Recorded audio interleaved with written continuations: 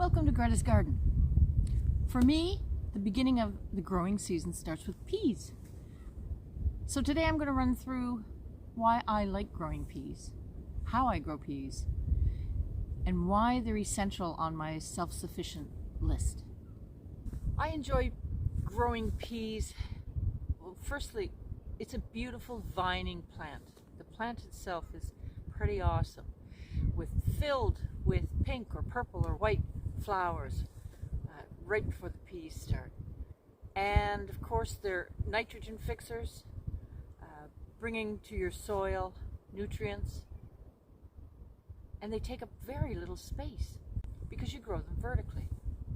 Peas are easy and inexpensive to grow in almost any climate. I would say the most difficult thing about growing a pea is you need something for them to climb up. You need a trellis of some sort. I use sticks and string. I really like that you get to plant them so early in the spring. They love the cool weather. They're made for cool weather. They're versatile in the kitchen and for storage. They're good producers as long as you keep picking them.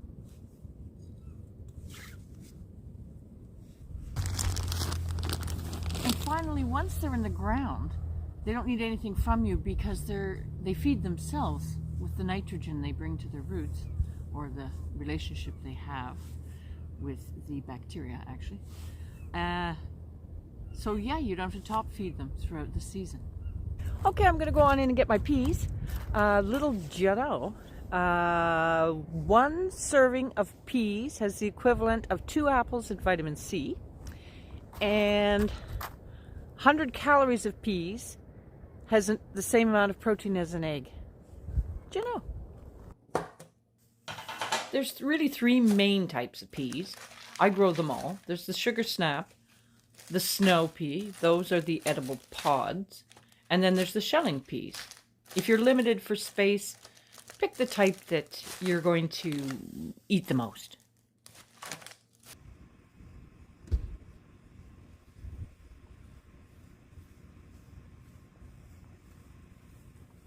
So peas can be sown 4 to 6 weeks before your last frost date, and that's what I do. I don't worry about when in there, but somewhere I do. I plant them 1 inch down because I'm still very cool here.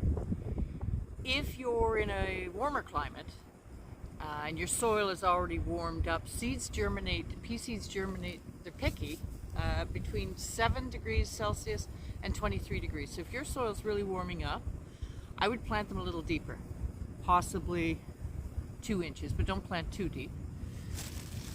The first set I'm putting in here is a sugar snap.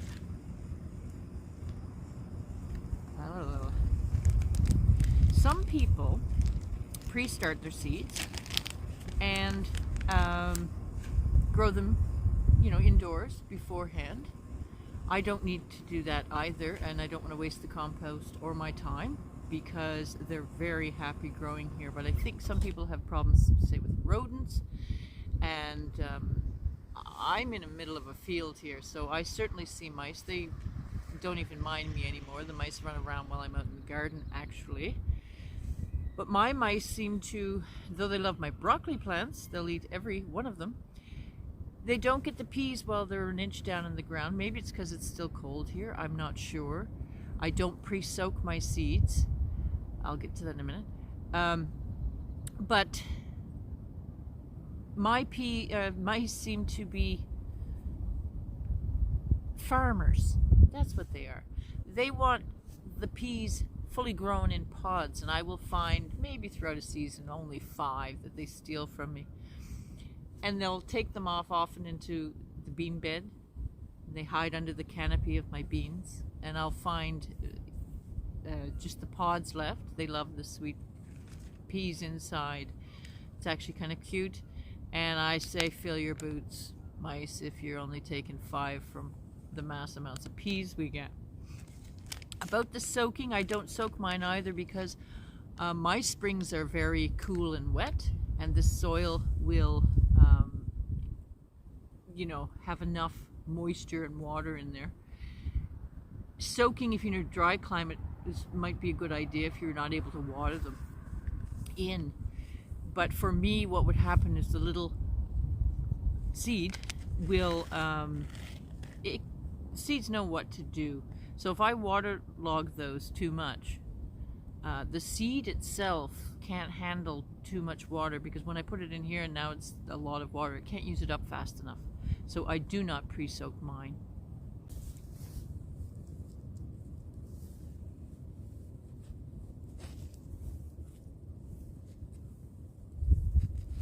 So in 1 to 2 weeks, they'll germinate depending on the soil. Remember, 7 to 23 degrees.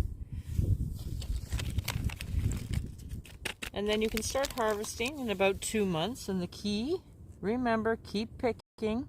If you don't stay on top of the picking of your peas, the plant will think it has served its purpose. And that is to create the next generation of seeds. So if you pull those off, I'm going to stick these down further now. The plant, yeah, it will stop producing. Plus, what is nicer than picking a pea while you're out in your garden and enjoying them to munch on? Oh, gorgeous. So finally, why do peas make my self-sufficiency list? It really just means that the vegetable will get me through 12 months of the year, and peas do that for me. Through the summer, we enjoy the snow pea and the sugar snap pea, fresh from the vine. Nothing beats it. Beautiful. But we're not fans of frozen peas or canned peas of that type.